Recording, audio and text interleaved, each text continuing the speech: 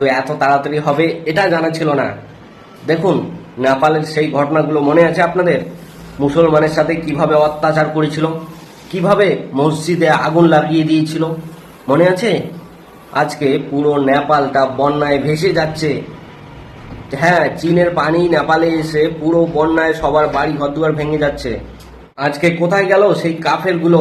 কিরে কাফের, নিজেকে বাঁচাও, বাঁচাও এখন। এই কটা মুসলিম ছিল তাদের উপরও অত্যাচার করেছিলিস তোরা, এখন নিজেকে বাঁচাও।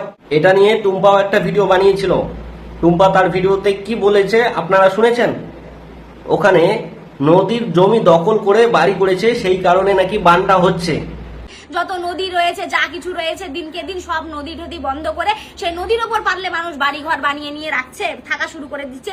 যখন মন চাচ্ছে একদম বন জঙ্গল ফাঁকা করে দিচ্ছে, গাছ কেটে কেটে নিয়ে।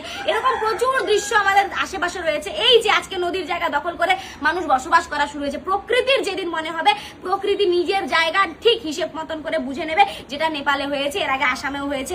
এরকম ভয়াবহ দৃশ্য দেখার জন্য, মানে এই যে ভয়ানক ঘটনাটা ঘটে গেল নেপালে, তার জন্য কোথাও না কোথাও গিয়ে কিন্তু আমরাই দায়ী।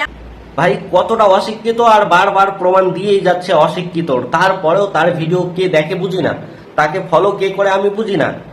ভাই এটা চীনের বাঁধ ভেঙে চীন থেকে পানিটা এসেছে, যার কারণে নেপালে সবকিছু ধ্বংস করে দিচ্ছে। আর টুম্পা বলে, মানে এখানেও রাজনীতি করতেছে টুম্পা। রাজনীতির ভূত টুম্পার মাথা থেকে যাবে না জীবনও। ভাই নদীর পাড়ে জমি দখল করে বাড়ি করার কারণে নাকি এখানে বাদ এসেছে, মানা যায় এইসব? সামান্য কয়েকটা মুসলিম ছিল, তাদের বাড়ি ঘর দুয়ার জ্বালিয়ে দেওয়া, এমনকি তাদের মসজিদ জ্বালিয়ে দেওয়া, এমনকি তাদের টুপিকে জ্বালিয়ে দেওয়া। এতটা অত্যাচার মুসলিমদের সাথে না করলেও পারতেন আপনারা।